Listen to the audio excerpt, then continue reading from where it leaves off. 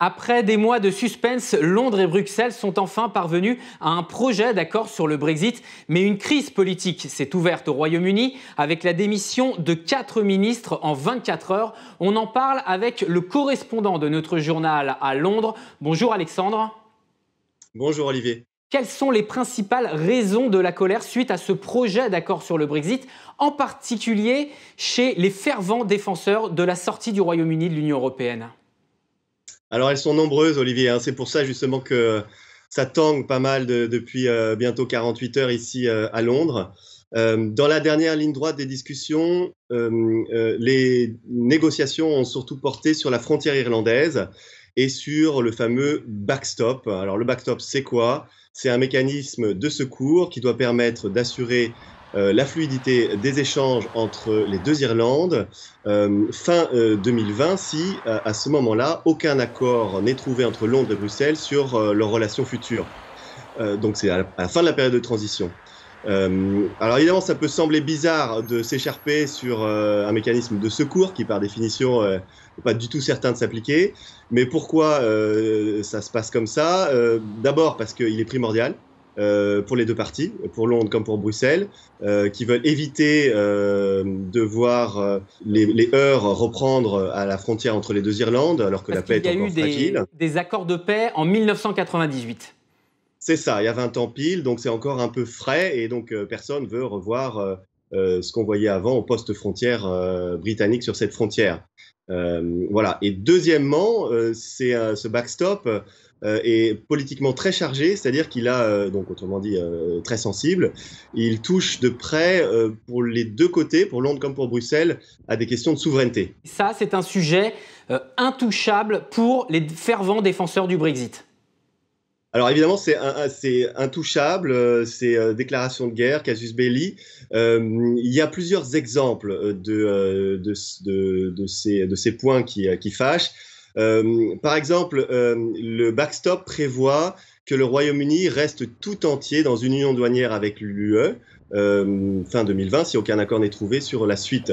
Évidemment, ça forcera Londres à respecter un certain nombre de règles européennes, comme par exemple la protection de l'environnement ou la protection des travailleurs, sans avoir son mot à dire sur leur élaboration. Évidemment, ça fait hurler à ce point-là les Brexiteurs. Le tout pour une période de backstop dont la fin reste floue et une fin sur laquelle, en plus, le Royaume-Uni n'aura pas la main de manière unilatérale.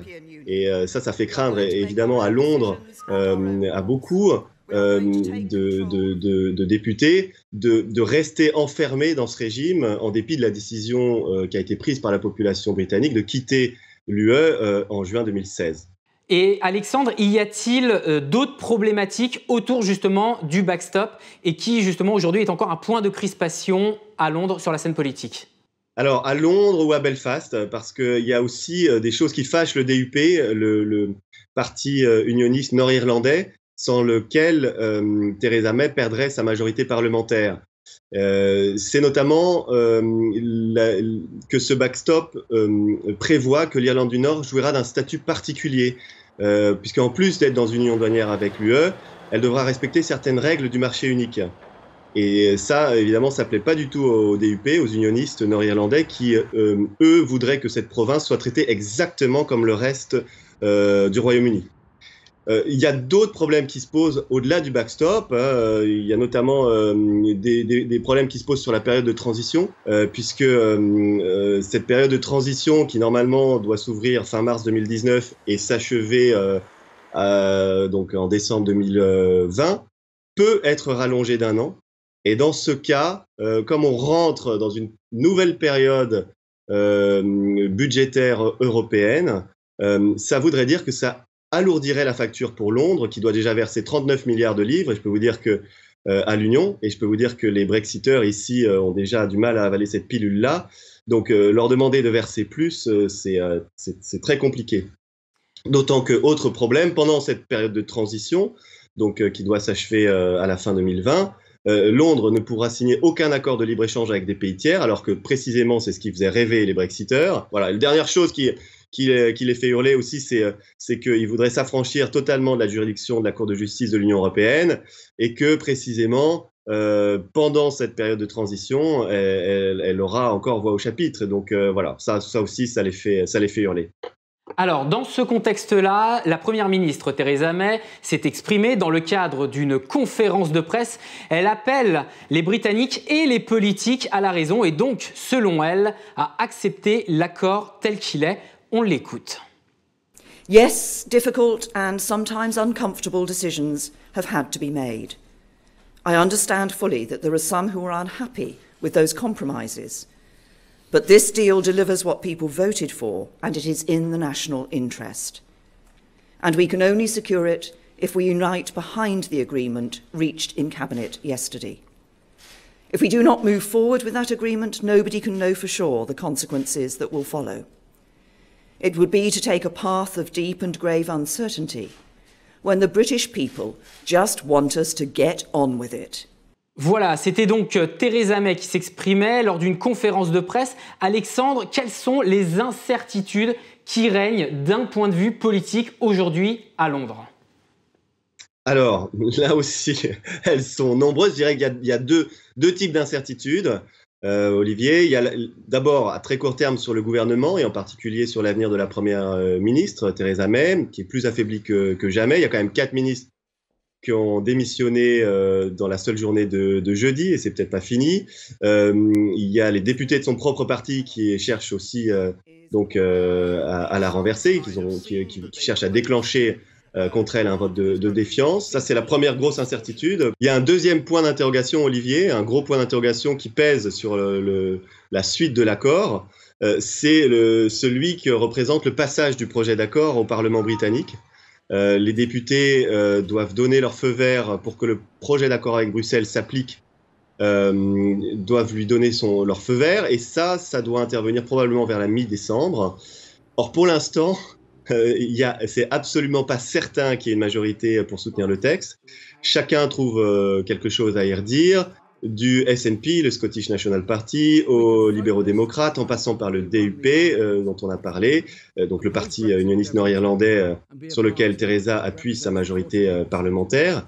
L'opposition travailliste est dans son rôle, mais elle a appelé à voter contre, et les conservateurs eux-mêmes sont ultra divisés.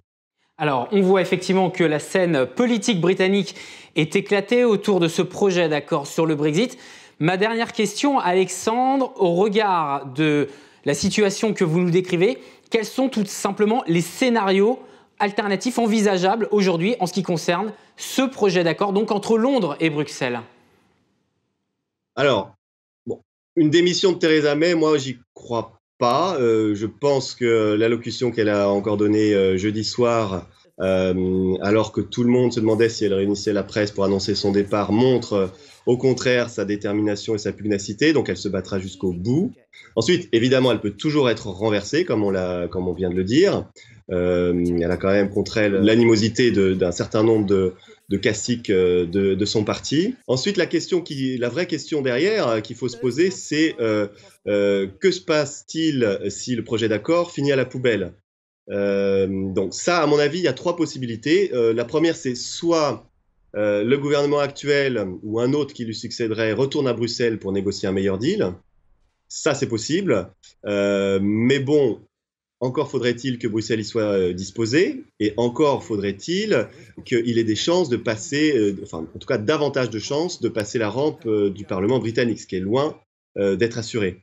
La deuxième possibilité, c'est que le Royaume-Uni se retrouve dans une situation de no deal, où il divorcerait de l'Union européenne sans accord à l'amiable, avec potentiellement donc des effets collatéraux très lourds pour les entreprises et les particuliers. C'est évidemment le scénario catastrophe, le scénario du pire, mais c'est plus probable aujourd'hui que la semaine dernière.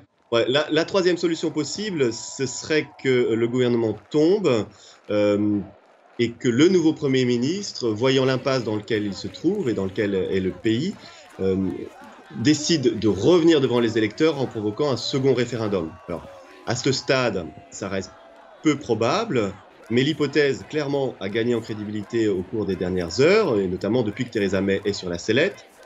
Reste à savoir, dans ce cas, si l'on offrirait à la population la possibilité de revenir sur son choix de 2016 et donc de rester dans l'UE, ou si on la consulterait uniquement sur les modalités du Brexit.